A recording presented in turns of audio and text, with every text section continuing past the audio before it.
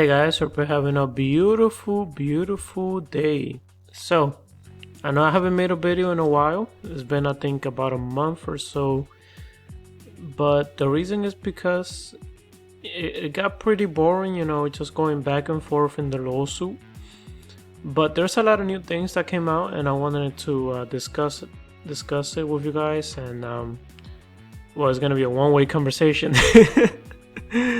But you guys could let me know in the comment section below what you think about the comments I'm gonna give in this video. Now, before I begin, guys, it will really help me out a lot if you hit that like and subscribe button. It's gonna really help grow my channel. Now, Ripple and the SEC, how is that going? Well, if you don't know about this Twitter account, it's called Crypto Law. I recommend to definitely give him a follow. He always puts up the latest crypto related news, especially about the Ripple and SEC case. So definitely give them a follow. What's been going on the past 4 or 5 weeks? Well, just a lot of back and forth. Ripple replying to the SEC replying to Ripple.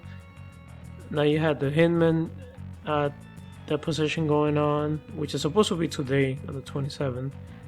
You have Jeremy Hogan saying it's actually going to be private, so we're not going to be able to see it. But Ripple's response to the SEC, we might get some type of information there. But yeah, that's all that's been going on. As you already know, the Ripple also got extended. That was the last video I took out. But when is all of this going to end, or when do I think it's going to end? Well, there is this account. It's called Baba Cooks. Maybe you've heard of it already. I do follow him on Twitter as well, and he gives a timeline of when he thinks everything is. Well, he doesn't really think. Well, he said that he basically says that he knows how to decode all these different encrypted messages by the Bearable guy and Mr. Poole, and this is a timeline that he created. Right now we're in July, right? July 22nd, already passed. The next thing is gonna be August 22nd. Some type of news is gonna come out. And look at this, you see the scales is on September 22nd. So I'm guessing around beginning of October is when you might have a settlement in the lawsuit. That's just my guess based on his timeline. So far, what he said, is coming to pass. So it looks like he definitely knows what he's talking about. And he also mentioned this key. Now, this key is supposed to represent the Flare network, right? Unlocks value. This key is supposed to represent unlocking value. And he said it was going to be on October 22nd. At that time, when he posted this timeline, everybody thought that Flare was going to come out at the end of July. That's what everybody was expecting. But then, if you guys don't know, Flare Network came out and said that they're going to release a new network called the Songbird. It's a canary network for Flare.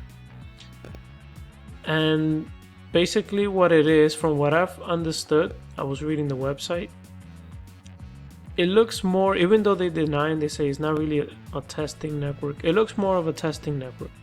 They're going to test the latest features in this network, the Songbird network. And if everything goes well and they don't have any security vulnerabilities, then they're going to release it into the actual live production network, which is the Flare network. That's what the Songbird network is basically going to be, based on what I read here. And they mentioned that it's going to take, until the end of September for it to be tested and to make sure there's not any security vulnerabilities with the network.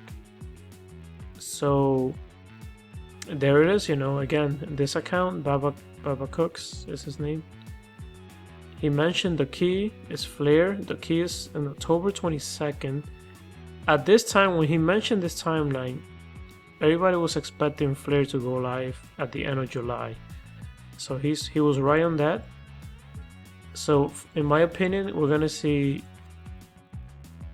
obviously the Flare network go live in October, but we're also gonna see some type of settlement in October as well. I know it says September 22nd, but it's so close to October, I'm just gonna say it's gonna be October. But when is all of this going to, when is XRP going to finally moon? Because I mean, come on, we're kind of waiting for XRP to go up. I think right now it's at like about 63 cents or something. I have to check, but yeah, if they reach a settlement in October and you have the Flare network coming out in October, I will say not at the moment. I mean, it might go up maybe to $1, $1.50, maybe $2, but when we talk about moon, right, we're talking about like $8, 10, 20, 30, 40, you know, depending on what you consider to be moon. But we're talking about really high prices, right? Some of you may be thinking 100, 150. But to be more realistic, if XRP goes to 15, I'll be super happy. $15 per XRP. I think December, I think December is a realistic timeline for XRP to start mooning, you could say, or start going to a price where people are gonna start feeling comfortable selling. But as you could see here in this timeline that he has, it's just gonna keep getting better and better. Maybe you could sell 20% of it when it goes to a level that you feel comfortable with, and hold it for another couple months and see where it goes.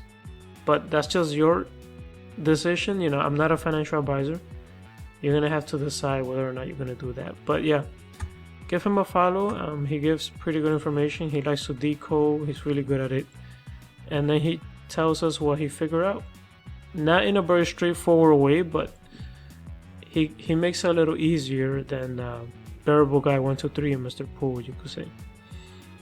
And the other thing I wanted to talk about was the Tether lawsuit going on right now.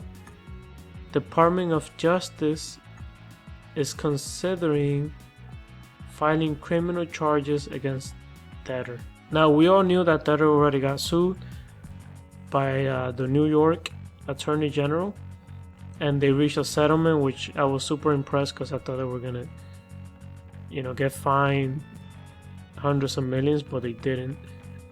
But you know, they're not out of the woodworks yet.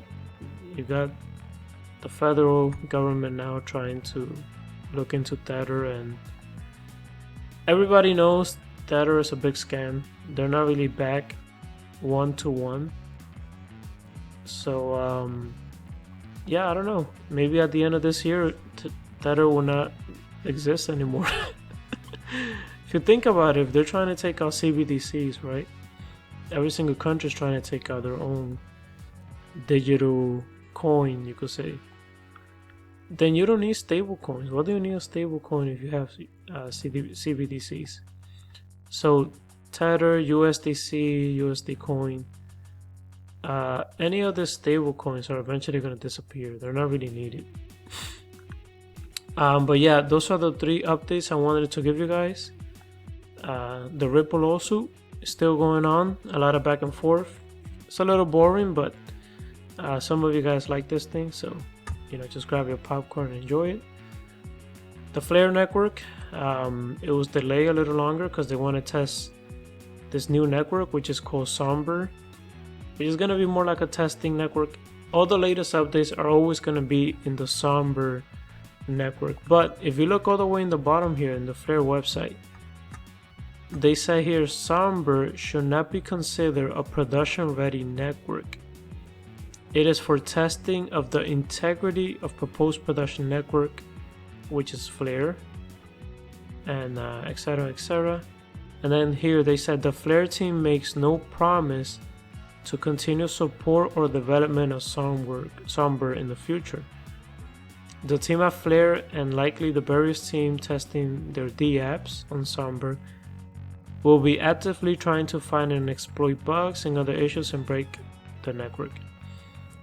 Please therefore be aware that Songbird comes with potential for loss of liveness, token loss, and risk that is potentially greater than mainnet deployments. So yeah, never know. Songbird might come out maybe in 2 years.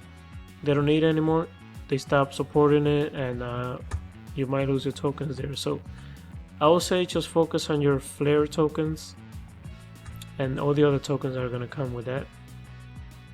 Don't focus too much on the Songbird network. But I am gonna have Songbird tokens because they're free. It says here, for every 1 XRP that is held at the time of the snapshot, you're gonna have 0.15 Songbirds will be allocated to you. And if you claim your Flare through an exchange, they will receive your Songbird on your behalf. But notice this, you will need to ask them to distribute it for you. So don't forget that, guys, as well. Alright, that is it for the update. I hope you guys are doing well, and let me know in the comment section below, how do you feel about this lawsuit? It's a lot of back and forth. I find it a little boring, but I'm actually learning a lot about how the legal system works. Yeah, I feel like I'm becoming a little bit of a lawyer now. But yeah, guys, thank you so much for watching. If you like the content, please like, share, and subscribe, and stay safe out there, guys. Peace. You know, actually, I agree with you. I think there are too many. There are around 3,000 different digital assets that trade on a daily basis now. I think, you know, anytime there's a new market, there's a lot of people that run into that market and try to show that they can solve a problem, they can deliver a customer need. I have said publicly before that I think 99% of all crypto probably goes to zero.